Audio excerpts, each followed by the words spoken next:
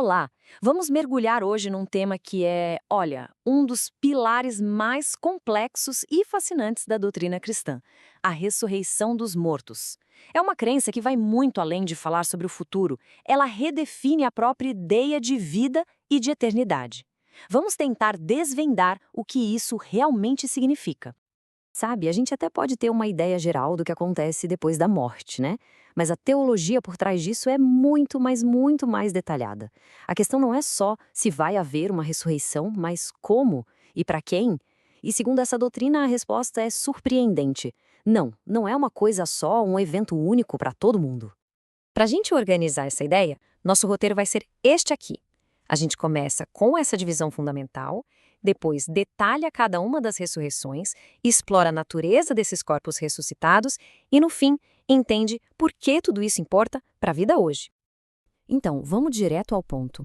O conceito principal aqui é que nesta interpretação não se fala de uma ressurreição, mas sim de duas. Duas ressurreições distintas, separadas no tempo e com destinos, olha, completamente diferentes. Isso já diz muito sobre como essa visão de mundo entende a justiça divina, né? E essa divisão é a chave de tudo. De um lado, a ressurreição para a vida, que seria destinada aos justos, do outro, a ressurreição para o juízo, reservada aos injustos. Basicamente, são dois grupos com dois resultados eternos que são o oposto um do outro. E olha, essa ideia não é de agora, não. A crença em dois destinos distintos já aparecia lá no Antigo Testamento. Essa profecia do livro de Daniel, por exemplo, já estabelecia essa dualidade há milhares de anos, mostrando que essa expectativa de dois caminhos diferentes depois da morte é bem antiga. Ok, então vamos mergulhar na primeira ressurreição, a dos justos. Para explicar isso, a doutrina usa uma analogia muito poderosa, a de uma colheita que não acontece toda de uma vez só, mas em fases. O ponto crucial aqui é o seguinte: a ressurreição dos justos aconteceria em três momentos distintos, seguindo um padrão que lembra muito as leis de colheita do Antigo Testamento. Primeiro, as primícias, depois a colheita principal e, por fim, os rabiscos, que era a colheita final daquilo que sobrava no campo. Então, a primeira etapa são as primícias. Cristo é apresentado como as primícias dos que dormem. A ressurreição dele não foi um evento isolado, mas sim o começo, a garantia de toda a colheita que viria depois. Ele foi como o primeiro feixe de trigo que era apresentado a Deus. Essa linha do tempo ajuda a gente a visualizar a ordem das coisas. Olha só, a ressurreição de Cristo, as primícias, já aconteceu. O próximo grande evento seria a colheita geral, o que muitos chamam de arrebatamento.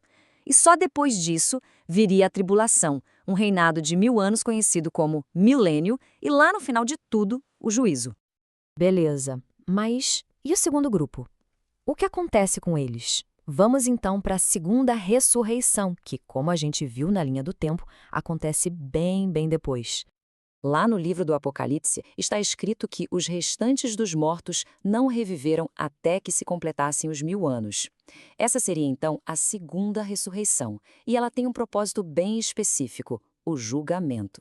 E esse evento é conhecido como o juízo do grande trono branco. É descrito como um momento bem solene, em que livros são abertos e as pessoas são julgadas com base no que fizeram em vida. É o desfecho para quem participa dessa segunda ressurreição. E agora a gente chega numa das partes mais curiosas, eu diria. Como vão ser esses corpos ressuscitados? Porque a doutrina não fala de algo só espiritual, não. A coisa é física. Essa passagem de 1 João, por exemplo, dá a dimensão da promessa para os justos. O modelo para o corpo ressurreto é o próprio corpo glorificado de Cristo. A esperança é essa, uma transformação para se tornar semelhante a Ele. Mas o que isso quer dizer na prática? Bem, o corpo de Cristo ressuscitado é o nosso protótipo. Era um corpo físico, de carne e osso, que dava para tocar, que comia, mas ao mesmo tempo tinha habilidades que a gente considera sobrenaturais, como atravessar paredes, aparecer e desaparecer do nada. E tem mais um detalhe interessante. A doutrina sugere que vai haver diferentes níveis de glória, tipo, como o brilho de uma estrela é diferente do de outra. E agora, o contraste. É um contraste absoluto. Essa citação, usada por Jesus, descreve o outro lado da moeda, o destino do corpo ressurreto dos injustos. A imagem é pesada, de um sofrimento que não acaba. Aqui, o corpo também é físico, mas o propósito é completamente diferente. Segundo essa doutrina, ele é preparado para suportar uma punição que dura para sempre. Aquela ideia de que o verme nunca morre sugere um estado de decomposição constante, mas onde o corpo nunca se consome por completo, o que, em tese, perpetuaria o sofrimento.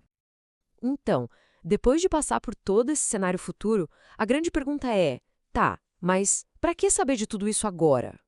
E aqui está o ponto central de tudo. O objetivo de estudar a escatologia, que é essa doutrina do fim dos tempos, não é só acumular um monte de informação sobre o futuro. A intenção real é que isso impacte as escolhas, os valores, a vida, aqui e agora. Isso nos deixa com uma reflexão final.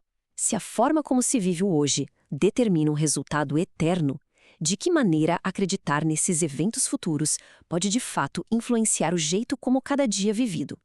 A doutrina sugere que o futuro não é só um destino que a gente fica esperando chegar, mas é uma realidade que dá significado e propósito para o agora.